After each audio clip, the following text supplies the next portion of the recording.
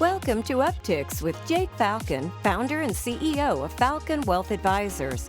In this podcast, we help high net worth individuals overcome financial complexities. We do this by enhancing financial literacy and discussing topics in a language free from industry jargon. Join us as we help explain exactly what having a solid financial plan means, as Jake draws from years of experience in helping hundreds of individuals get financially organized and focused on their goals. We hope you find Upticks educational, entertaining, and shareable. Now, on to the show. Welcome back to Upticks with Jake and Cory. Cory, before we get on to today's topics, what's new in your life? You know, in my life, Jake, I played a putt-putt golf on Thursday, actually, with you and the rest of the team here in the office at the Puttery on the Plaza, which is a lot of fun. But have been really trying to get ready for the cold and winterizing some stuff about the house. How about you? What'd you think of the Puttery? I liked it. I thought it was fun. I don't think that's something that I would do all of the time, but I think it was perfect for a group outing. I agree. You know, me being an avid golfer, I haven't bought into the whole Top Golf, Frisbee golf. Night golf now, right? Night golf, I guess. Yeah. That might actually be more fun. But the Puttery is cool for those who haven't been there, don't know about it. It's on the Plaza near where the old Tomfooleries was. They've got 3 different 9-hole courses, food and drink. I played 2 rounds and I was kind of over it. So yeah. Again, I agree with you. I think it's great for a team outing, though. So we took our Yes. team at Falcon Wealth Advisors, went down there. We've got a new teammate, Colby, so we wanted to kind of introduce her to everybody in a laid-back atmosphere, which served its purpose. So that was fun. With me, Cory, I'm buying a house. Which Exciting. you know about, which is pretty crazy. Not a good time from an interest rate perspective, but a good time from an economic and price perspective. I feel like that Rachel and I got a good price on it. And so we are excited. So I'm sure you'll hear me talk more about it. We just finished the inspection, nothing major there. So we'll just kind of keep the ball rolling, keep financing going. And yeah, so if anybody all you had to do was talk on Upticks, Jake, about how you were frustrated with the best and final offer on a different house. And here you go. Now here we are. That's right. You know, it was weird because that's right. We did talk about this. We did. Yeah, this one was easier. I think it has to do with the agent. I think it has all to do with not my agent, the selling agent. And, you know, we just offered them what they were asking. We weren't really going to play games. And we figured if they wanted more than they were asking, then we would walk away. And we didn't want to lowball them because we frankly thought they underpriced the house, in our opinion. So, and I think they were pricing it to sell because they just wanted to get rid of it. And so it was a win-win, in my opinion. Now we'll see the whole heap of mess I got myself into with a house that you don't know anything about. But the inspectors were pretty cool guys, Cory. They did a great job and they were very thorough with me and Rachel. And they said it's a solid house. They're like, there's a lot of good things about this house. So that made me feel And we're going to be neighbors. That's right. That's right. I'm moving over to the Missouri side, which this house that we live in now was the first time I had lived in Kansas that I can remember, at least, unless I was a little kid. But so yeah, back on the Missouri side, paying that KC Mo tax. I'll be voting on that mayoral election. So be more involved there, Kansas. And yeah, Cory will be closer, which is great, which will be a lot of fun. I'm excited for you guys. Well, thank you. Yeah. So we'll be working through that. And thank all of you for tuning in and listening to Upticks. Our subscriber count continues to grow. And again, a big point of this show is that we want to enhance financial literacy. Cory, you and I, deal with this every day, but in order to get some of our topics and conversations at scale, that's why we produce Upticks, so that hundreds, if not thousands one day, or potentially millions of people can see our content and hopefully they learn a little something. And as full disclosure here, I do not want you to take Upticks as advice. You always should sit down with your wealth advisor and really crunch the numbers according to your financial plan. But hopefully this opens your eyes and you learn a little something from our content. All right, with that, Cory, let's kick it off. All right, let's do it. My first headline today is the U.S. gets a C+ in retirement. I didn't like to see this headline, but out of 47 countries, maybe you already saw this. Can you guess what the U.S. is ranked Did you see this or no? No, I didn't. So 47 countries, 28. Pretty close. Sadly, we're 22nd. Okay. This was done by the Mercer CFA Institute Global Pension Index. And they said that we have a slightly lower score than a year ago. And Americans primarily, as everyone knows, funds their retirement through Social Security and savings in 401ks and IRAs, right? Can you guess what country was number one? European country, I'll guess somewhere in Scandinavia. Yeah, close. The Netherlands. Okay, all right, Netherlands close. number one. They have a public pension that provides a flat rate to all retirees depending on how long they have lived and worked in the country. Then there's a semi-mandatory requirement for employers to provide all workers with a pension. And then additionally, individuals can contribute to their eventual retirement income with their own investments. So, you know, I love America. I was obviously born here. My mother is from Europe. My dad was born here, but it makes me sad that America crushes it in so many categories, and it certainly still maintains a very strong entrepreneurial, hardworking spirit. But some of these fundamental things, Cory, we just can't seem to get right. And I would love to see America be in the top 10. I know we probably won't be number one, but 22nd out of 47, I'm just disappointed. It's definitely a C+.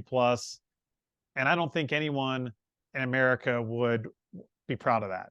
So hopefully, you know, I don't know there's much we can do, but again, maybe that's why we have Upticks, so that we can enhance financial literacy and people can kick in their retirement savings even more. But I think ultimately we need some public policy to change. You know, pensions were a great thing, and now they've been widely phased out. But Cory, I would argue some of our best, our clients set up best for retirement. They have Social Security, they have a pension, they have a 401k. Wouldn't you say that's who you see of your clients that are typically in pretty darn good shape? Yes. Yeah. So I would, although I don't know if policy, I don't know if government policy is the answer. Yeah, so you know, maybe more employers need to step up to the plate. Maybe that'll circle back. You know, as you know, unemployment numbers are still pretty low, meaning that a lot of people have jobs. But maybe to attract talent, you have to. Maybe that pendulum will swing back, and pensions will become back in favor. I don't know. Maybe they will. All right. Well, we can do better than a C+. I agree That's with right. you there. We're aligned on that one. Good. The next article for today, 75% of employees would be better off with a high deductible plan and health savings account, according to a study. This was from Barron's, and an HSA or a health savings account are often paired with qualifying high deductible health insurance plans, are a lot like a 401k for medical expenses. 45%, Jake, of employers offer HSAs to their employees, according to a MetLife study that was done, but only 29% of employees own an HSA through their employer. I thought it was interesting. Somebody pointed out that a quote, high deductible plan is the worst branding ever. And that is the reason. That's a big part of the reason that more people don't participate, is they actively choose to not go for the plan that has a high deductible, even though the HSA that accompanies it could end up actually being better for their financial situation. Interesting. Yeah, and they're portable, so you can hang on to the money. If you change jobs, you can take the money with you. Yeah, they are portable and you can move them. Yeah. So again, I think I would guess maybe only what, Cory, 20% of my clients that I work with have an HSA. Or maybe have contributed. They might have been eligible, Sure. but they might not have added anything to it. So yeah, HSAs are arguably one of the most impactful, you know, savings vehicles out there, because you get a tax deduction on putting money in. The money grows tax deferred. And then if you pull it out for qualified medical expenses later in life, it's tax free. And there's no retirement account that is that advantageous, actually. So yeah, that has the benefits of the IRA and the Roth. Yeah. But again, you have to use it for medical expenses. For medical expenses. Yeah, and it's pretty limited. You can't put like $100,000 in there in a year. Sure. And it's like $3,000 or $4,000 per person. It's relatively small, but if you do that over 10 or 20 years, it can add up. So yeah, and I some didn't think employers about offer matches, right? Yeah, good point. And some offer matching and so forth. So I agree, the branding is pretty bad, and I don't think enough employers talk about it or even have it. It sounds like if only half, less than half of employers offer one. Maybe that'll be the new that half actually uses it. Right, exactly. Exactly. All right. All right, good. So the next one is, here's what retirement on a boat or RV looks like in America. This article was by the Wall Street Journal, and what I found was pretty fascinating because when you read that, you instantly think, I guess you could think either side, but I assume that people would have to have a lot of money to live on the road, because it's not like you can. Well, I guess you could go to the grocery store, but the boat would be hard. So it depends how long you're out to sea. So what was cool about the article, though, is it talked about people with income from $30,000 to $125,000 and savings that range anywhere from 180 grand to 2 million. And it was pretty cool because, the article, there's different ways to do it. But I mean, I think the lady living off of 30 grand, she's got an RV, she's single. And, she's basically just living a very, basically it's just food and the gas for her RV, but she's living very modestly, but she's traveling all over, North America in that thing. So my question to you, Cory, is, do you think you and Cassie would ever want to retire on a boat? No. Or what about an RV? We have plenty of clients who have done the RV thing. Nope. You wouldn't do that. Yeah. The other big complaint or concern, I guess, is that those close quarters. I mean, that's and I've had being in a phone booth. Right. I've had clients sell their home and live in an RV, right? And travel all over the country. And most of them have said it was amazing, right? But ultimately, I feel like they come back to a house. Like they sell the RV, realize they're going to lose money on that deal probably, but if they can afford it, maybe they sold their big house, bought an RV, traveled all over the country, then they downsized and they buy a much smaller house, or maybe now they rent an apartment. So again, not a bad way to go. I think you've got to be very patient. I think you've got to be open-minded. I think you certainly need a well thought out financial plan, and you've got to be madly in love with your partner, because that's some pretty close quarters to do there. But good for those people. Yeah, I like that though, because it is my takeaway from just hearing you talk through that, Jake, was that it's the reason you want a financial plan, and the reason that people need a financial plan, but also that if you go through the financial planning process yourself, that you're setting up your own plan, your own way for your own life, right? You can kind of go at it your own way. It doesn't matter what your coworkers or friends or family have done. If you have a vision, you have your own path, and you do the planning, you can do it.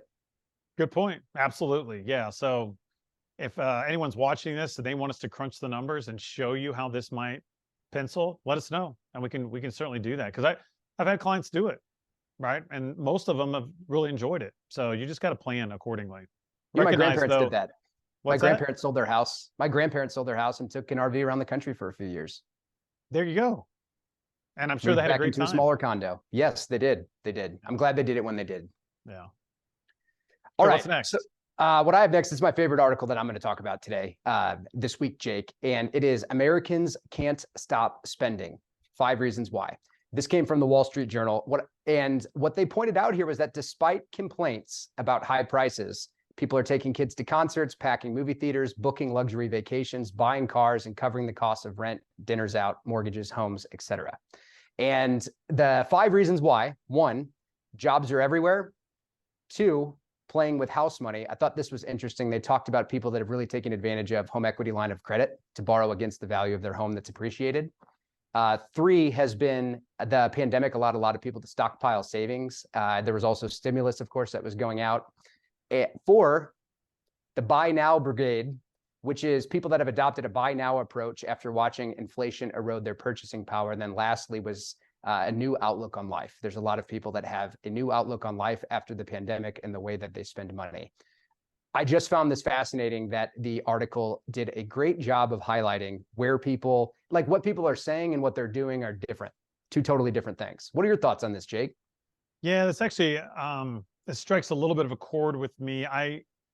It concerns me. Certainly if you can afford it, that's great. But I have an issue with financial literacy in America, because some people spend, Cory, and they don't fully actually recognize that they're running out of money. And a lot of times they want to point the finger at the market or inflation.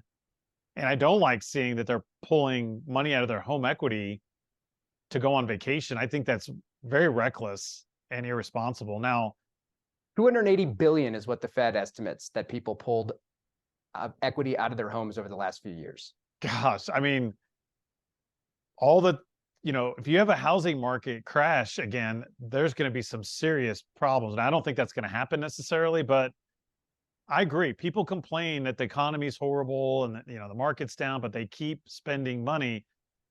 And I don't know. I just don't like it necessarily. I want people to spend money where their values are aligned. And so not always, but I've talked about this a lot, is that I think you should be very frugal on things that you have little to no value in, and you should overspend on things that you do value, but as long as you don't run the risk of running out of money. So I think, again, all of these reasons are probably fine if your financial plan is in good order. But that's where, again, it strikes a chord, is that some people don't realize that they are overspending and they're going to run out of money. And that's what a financial plan can tell you. So I think, it worries me a little bit.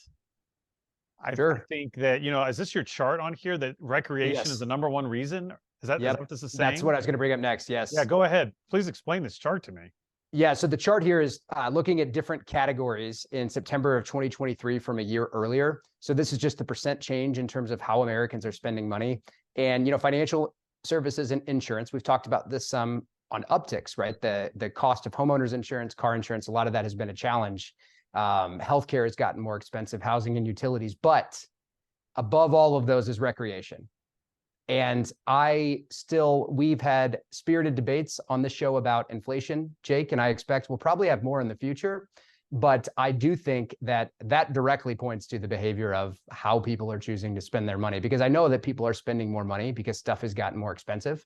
But the fact that the recreation spend is up over 10%, more than insurance, more than food, more than housing, more than utilities, that tells us it's more than just inflation. Tells me that. Well, yes. And I would argue, maybe we disagree on this one a little bit. I would argue that because people are spending more on recreation, that's causing inflation. That's part of it, yes. I mean, they highlighted a demographic here, the quote, buy now brigade, which is that people that have adopted the philosophy of if they need something, if they're going to make a purchase, just think an appliance, that's what they use in the article, that people are going out and hurrying up to buy it as fast as possible because they are convinced or they believe that inflation will further erode their purchasing power. And I agree with you there, Jake. And what I think is interesting about that, though, is the Federal Reserve and interest rates and everything they've done to, try to tame inflation. The reality is those long-term inflation anchors are really what they want. They want to keep inflation anchored. They don't want everybody in our country going out, spending all of our money as fast as possible because we all think that prices are going to continue to rise. Exactly. Yeah, we agree on that. And that's actually in the 70s, that's what the problem was, is that people were gobbling up things and it was behavior that was influencing inflation, not even the Fed. So basically, and this is horrible, but this is what happened. The Fed forced a recession and people lost their jobs. And so they couldn't spend because they didn't have any income. And that's why jobs are aplenty. I think that was number one. And again, I don't want to sound like the fun police here at all. I'm all out. Right. Go on vacation. I'm buying a house, right? I mean, I get all that, but you can't do it with reckless abandon. You're going to be, what's going to happen to our population when all of our seniors are on Medicaid or all of our seniors are, in nursing homes, because they spent all their money? That's what I don't want to see. And so again, all this is fine and dandy as long as your financial plan trajectory is healthy. If your financial plan trajectory is not healthy, then you need to look at your behavior and find places that you can cut so that you can spend money on recreation. I find this chart interesting also that household furnishings are down and gasoline and energy are down. And so, and also, Cory, just before we move on, I think there's been a lot of pent up demand from COVID, right? Which is fair. And so I think people are getting that out of their system, but you got to be careful because, you can only overspend for so long and then you run out of money. And then you can't raise your debt ceiling like the US government, unfortunately. Brent Moore. Yeah, I think the last quick point I just want to make here, though, because I did highlight this in prepping for the show. So they talked, one of these demographics, the saving grace was COVID. A lot of people spent less money during that, and there was stimulus that was going around. But overall, they highlighted that Americans accumulated more than $2 trillion in savings above the pre-pandemic trend by August of 2021, according to the Fed. And recent estimates of the remaining excess pandemic savings are somewhere between 190 and 400 billion. The point being, that's 190 billion compared to $2 trillion a few years ago. That's telling us that a lot of what we've seen the last few years, at least it tells me, a lot of that is just savings that people stockpiled, they've been spending it. That's the pent-up demand you mentioned. Right. And again, as long as you're not hurting your retirement or your future, fair enough. Yep. So good.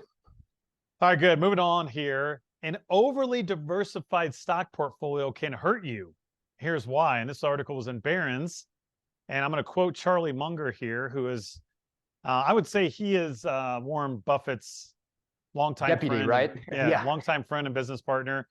But he says it's absolute insanity to think owning 100 stocks instead of 5 makes you a better investor, says Charlie Munger, vice chairman of Berkshire Hathaway.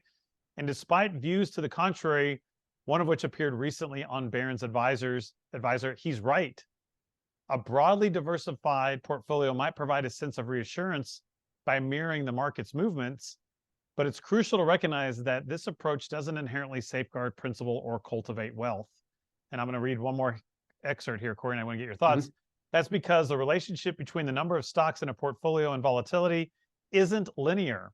Although research has shown that adding stocks does lead to a significant decrease in volatility beyond a certain point, often estimated to be around 20 to 30 positions, the decline in volatility flattens. And I've told this to clients for years.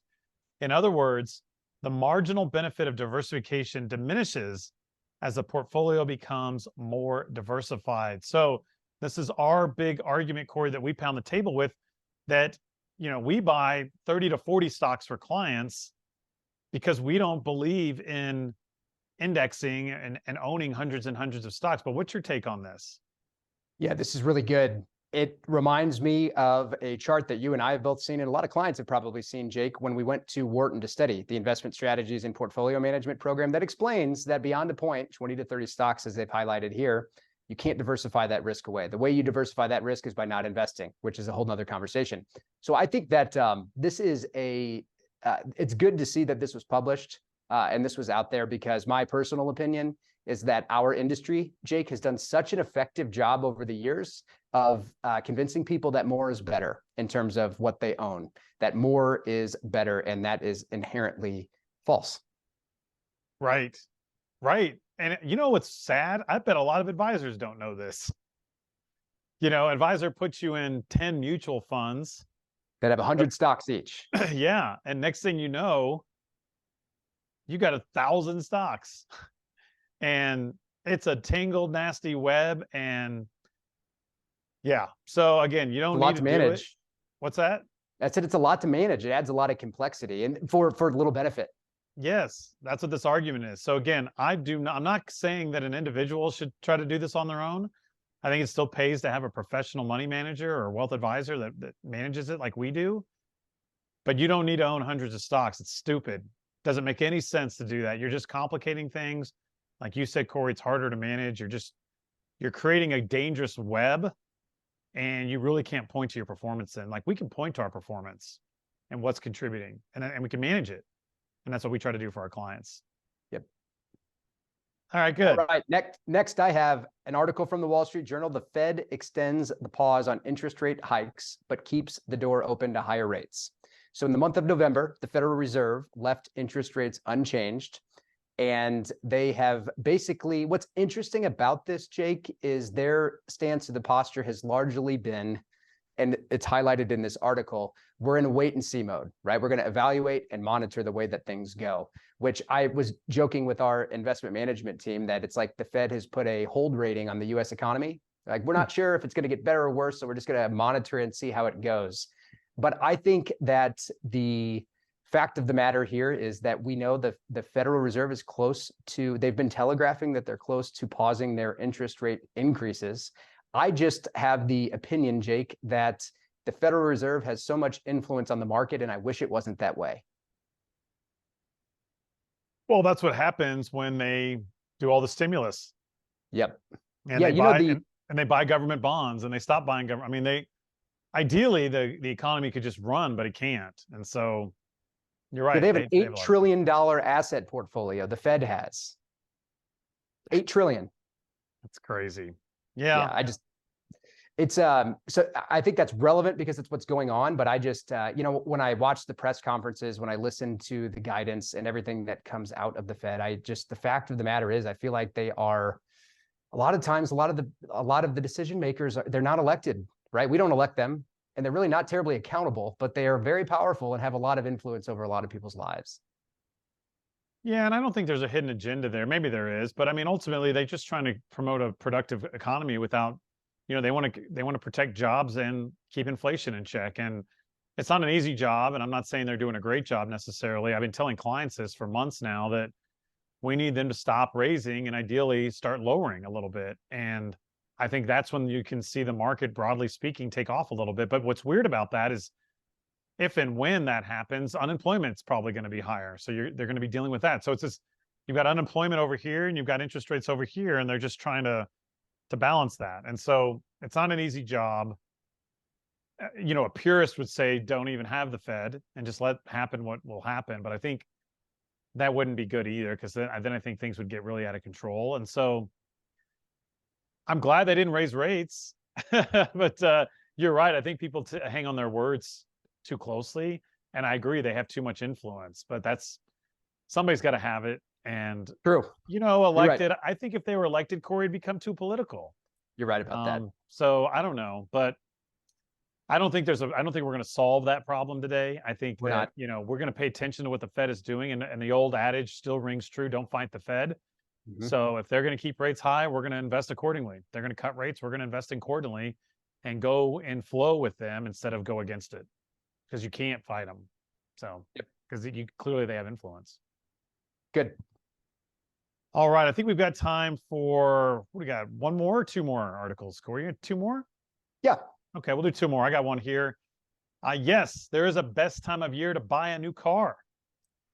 If buying the latest model or a specific color or trim isn't a top concern, they say to start car shopping in, you want to guess what month? Did you read this one or no? November? August, actually. Yeah. And then they said basically August, September, October, kind of getting to the end of the year. I thought this was interesting. Big holiday sales at dealerships, think Memorial Day and Labor Day, are more of a marketing gimmick than actual chance for deep discounts. That's according to Nathan McAlpine, the founder of CarMate. He's a Los Angeles-based car brokership. EV sales, or electric vehicle sales, are seasonal too. The months leading up to the end of the year tend to be a popular time for EV buyers who want to take advantage of tax benefits before they expire. Somebody else quoted that in that article, Klemp. Next year, this will be less of a problem. EV buyers, we talked about this, I think, on the show, will get up to $7,500 off the purchase right at the dealership, rather than having to file it at their tax return. And this guy, Klemp, gentleman or lady, said that their personal favorite time to buy a car is on the last day of a calendar year in the evening. I don't know about you, Cory, but on New Year's Eve, I don't want to be in the car dealer. It's a long, painful process to buy a car. And New Year's Eve, I'm trying to be with friends or family or Rachel. I'm not trying to buy a car. What about you? Would you buy a car on New Year's Eve? Maybe. I'm going to say maybe, which is a pretty non-committal answer, but I do understand the logic there. And just that piece of it, I do understand. It's pretty extreme, though. I think this guy said or gentleman or lady said they got 20% off a car or something by doing that. I believe it. I mean, if we've all probably been in the position where, somebody asked the question, like, what can I do to get you into this car today, right, at a car dealership? And I think just the element of doing it at the end of the year, closing out the books, there's an incentive to sell the car. That part of it does make sense to me, but that is not the way that I would ideally spend my New Year's Eve. But isn't that stupid of a car dealership? So again, and I'm not trying to be in their corner here, but you would think they would change their quotas or something to make it more of a rolling, so that people couldn't try to take advantage. Because you're right. I think I bought my car in October. Mm-hmm. I think it was towards the end of the month, and I don't know if I got a deal or not. When I go buy a car, I know I'm going to get ripped off a little bit. I just know I am. Yeah. And I'm not buying a car as an investment. I want something safe and dependable. Utility. right, that I can rely on and that looks kind of cool and that I can drive hopefully for many years. And then I'll go deal with it when it's time to buy another one. So I don't, yes, I'm trying to get a deal, but I also understand that they're trying to make a deal. So it's like, whatever, I'm not going to sit here and haggle over $1,000 on New Year's Eve with you. So that's Yeah. just me, maybe. But maybe you can. And I think that's the point, right? No, and many clients, it's awesome to see. I have many clients, Cory, that drive their cars 10 or 20 years. And so certainly if you're only gonna make this purchase every 10 or 20 years, then you should try to get the best price. But again, ultimately for me, it's about dependable transportation and something that's gonna last. And so, but yeah, I don't think it's a bad thing because again, it's a commodity in my opinion. It's to get you to A to B, and unfortunately we need them in Kansas City because we don't have great public transport or walking. And so, get the best price you can get. And if you want to do it in August, do it in August. You want to do it on New Year's Eve? I'd love to hear that. So if a listener or a viewer has a great story, feel free to send me an email. Or you send the team an email at service@falconwealthadvisors.com and ask them to forward it. I'd love to hear about a good car buying experience where you save some money by doing it at the end of the month or the end of the year or whatever. I'd love to hear that. I would too. All right, Cory, wrap us up. We got time for one more. All right. To take us home here, what I have is an article that is from Barron's, and it is couples fight more about money after they retire. 3 ways to avoid squabbles. The article is pointed out and highlighted. The 3 reasons largely are: 1, resolving spending priorities, where a couple is just not on the same page in terms of their priorities. You talked earlier about spending more money on the things that you value and less money on the things that you don't, but getting 2 people aligned on what you value and what you don't creates complexity, particularly for retired couples, which I thought was interesting. Yeah. The worries about running out of money, which makes perfect sense as well. But there's, generally speaking, what I got from this article is that people are not communicating with their partners about what a little or a lot really means, what priorities really are. And the last piece that they highlighted in this article was leaving a legacy, that a lot of people struggle with. What is the legacy that we want to leave? How much of a priority is that for us? I thought this was really fascinating just because we do a lot of retirement planning for a lot of clients. And I'm curious, Jake, what your thoughts are around this, or any anecdotal experience. This is pretty much aligned with kind of what I expected, but it was, I enjoyed reading the article. Yeah, I hate to hear about people fighting over money. I think I've talked about this on this show before. So one of the training that I've been through, Cory, is all about active listening. And if you can listen to someone now if you don't love your partner, maybe that's another issue. But if you love your partner and you don't want to fight about money, I think the number one thing to do is when you're talking or listening, to seek to understand that person, not to judge them. Because what happens is when we communicate and we think we're listening to somebody, what we're really doing is formulating our response. And in many situations, when it has to do with money, you're formulating your argument. And so if you just slow down a little bit and say, okay, Rachel, what is important to you? Let me really understand where you're coming from. And I want to ask open-ended questions and go through doorways that she leads me to so that I can understand. And then I think you can finally get to some sort of compromise or happy medium. But if you go in there, Cory, guns a-blazing, and you just are consumed by your ego and you're confident that you are right and they are wrong, you are going to continue to argue about money or anything. So just being open-minded, going into the conversation saying, all right, I really want to find out what my partner is saying here and where they feel. And don't just ask one question, keep drilling down, ask more and more, tell me more. I don't understand that. Can you explain it to me without being argumentative? And then maybe you can get to some common ground. Again, I've studied this, I've been coached on this, and I've been coached on this to engage with our clients and engage with our team. And so it certainly could work with your spouse or your significant other. So I hate to see it. I don't like to see it. I don't like to see couples fight about money. And I think as long as you can set your ego aside and truly listen to the other spouse or partner, maybe then you can find some common ground. I don't know. You have any thoughts on it? I like everything that you just stated as far as the active listening, seeking to understand and not judge and have that conversation. I also liked, this is adjacent or aligned to that, Jake. In the article, they talked about how if couples find themselves in this position, one of the exercises they recommend is that independent of each other, they write down in the year ahead what they expect to spend on travel, eating out, hobbies, discretionary spending, etc. But for people to do that independently and then come together and talk about what it should be. But the point is actually setting some specific dollar amounts removes some of the ambiguity around saying we spend too much or too little on this or that, that having specific dollar amounts that people target gets people aligned and on the same page. Yeah, that would actually be fun for me. I don't think Rachel would partake in that though, personally. One thing that we've done is we have staked claims, or I kind of suggested them, is that let me sounds like it. Let me be the CFO, right? Let me manage the money, the cash flow, the bills, the investments, because that's what I do for a living. And Rachel will be the COO. So she decides on what projects and manages things.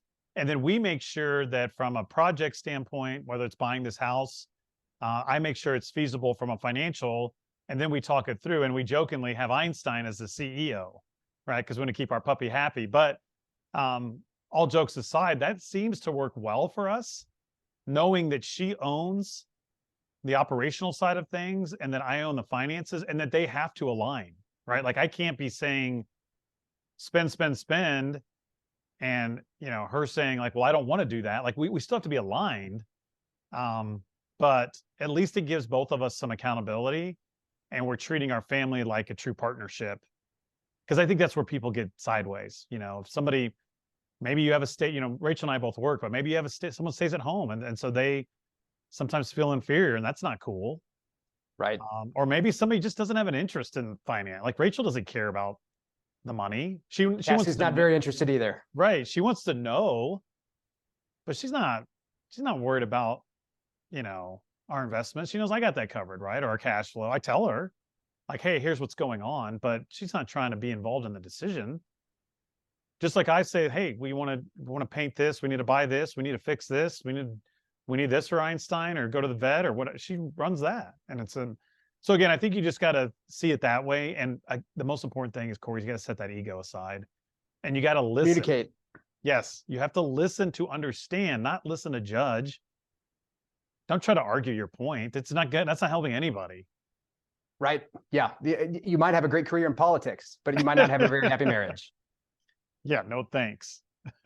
So, well, good. That's all the time that we have for today. Thank you, Cory, as always, for joining me. And thank you all for listening. I should have mentioned this at the beginning. One other quick thing, Cory. Luke Kluver, one of the golfers that we sponsor, he won a golf tournament in college in Hawaii. So that was awesome to see. Super happy for Luke. Good shooting, Luke. It's actually a really big deal. So he plays on the Oklahoma men's golf team. They're out in Hawaii. I don't feel bad for them at all. And he won that sucker. So credit to you, because he Luke. hits the ball like a mile. He hits it a long ways. He's a good, really good player. So good golfer. I wanted to just give a quick shout out to him and congrats to him. And again, thank you all for tuning in, and we hope you have a great week. Thank you for listening to Upticks.